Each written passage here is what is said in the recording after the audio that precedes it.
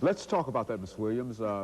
Give us some information about that Building Fund campaign and some of the other things that what we're trying to do, as she said, we have purchased about 3 acres of land, and we hope to have a fantastic building going up just as soon as we can. And within this particular Alpha Kappa house, we call it, we hope to engage in many activities.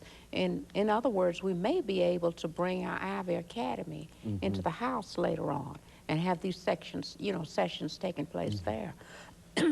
We hope to sponsor activities in which the sisters of the Sorors can come in and work together to design activities that can be used, develop programs that can be used out into the community to help others. We hope to have our functions within this particular building, such as the cotillion, or such as any other Alpha Kappa activity. We hope to hold our meetings within the building. It's a fantastic building. I mean, it's simply gorgeous. And so you've got all of these things on the drawing board now. We have drawing, and I mean, it is gorgeous. And it's not just for us now. This is a community use building. That is the kind of permit that we have. So any of the persons listening or looking at this program this morning, please know that this building will be for the use of the community. There may be church groups, there may be other social organizations who may wish to use it. We expect our council persons to use the building as well. So it will be a community use building. Now, both of you have been involved in higher education here locally in Nashville, Tennessee State University and Fisk University. Let's talk about, over the last 5 minutes that we have, 4.5 minutes that we have, let's talk about some of the scholarships and some of the grants that are generally associated with your organization, because we do understand that this organization not only is concerned about the community, but it's also concerned about higher education. Let's talk about that. Well, as we said earlier, we do, on a rotating basis, contribute to the Tennessee State University Foundation, and that's for the President's discretionary fund. I might add that these contributions are made through our own foundation. Our chapter does have a foundation whose members are elected from our chapter body. We are called upon on innumerable occasions to make contributions to the higher education, and we do. In fact, we don't only do it with the funds. We feel very close to Tennessee State because we use their campus now as our meeting place. And we are extremely indebted to them for this courtesy they have shown us over many, many years. We continue to contribute to Fisk University through the United Negro College Fund. Our chapter makes a sizable donation to that. As a matter of fact, you did last quarter, did you not? You're right. Yes, we did. And of course, we contribute to Meharry as well.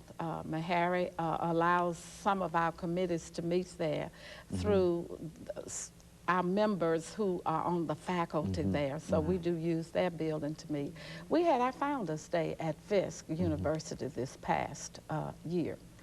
We participate with the American Baptist College, you know, for the training of persons in religious fields.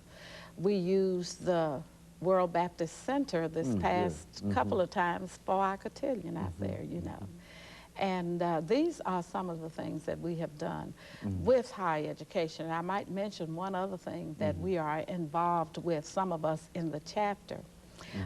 Tennessee State has an intervention program where they are asking volunteers to come in and be mentors for some of the students there. And I happen to be one of those persons, and I think we have some other persons in our chapter who will be participating in that mentoring program, especially with freshman students, you know. And we try to do whatever we can to make it a profitable stay for them and encourage them to get through with their schooling, of course. Very good. And Ms. Williams, I think we've got about 2 minutes. It'll give you an opportunity to make a final comment, and of course we'll come to you, Ms. Black, for the final comment. Both of you will have about a minute. And let's start with you, Ms. Williams, Okay, and sort of summarize. I would sort of like to add to what I said previously relating to the Ivy Academy. We didn't speak about what the parents would be involved subject areas.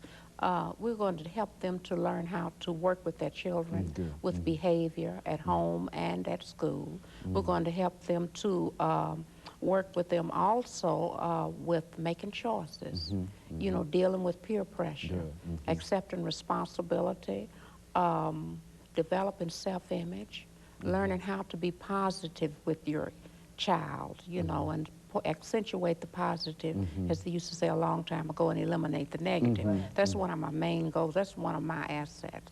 I mean, I'm a very positive person. And so we hope to teach parents. Another area that we're going to work with these parents, since our children are so involved in television, is to teach the parents how to work with their children in critiquing television programs, because nearly everything that you watch now has something. You just, even cartoons, you just can't find anything hardly doesn't have something in it that may be a little bit negative and lead a child in the wrong direction. So I worked with this a little bit on teaching the parents to do this. Okay, and let me thank both of you for coming by, and of course, Ms. Williams, we didn't mean to cut you off. That's great. Ms. Black, let me thank both of you for coming by and giving us that information about the Alpha Kappa Alpha sorority, and we know that you've got other things and other responsibilities, and we certainly appreciate you coming by and giving us, as well as our audience, that information. We thank you for the opportunity to share this with you. Very good.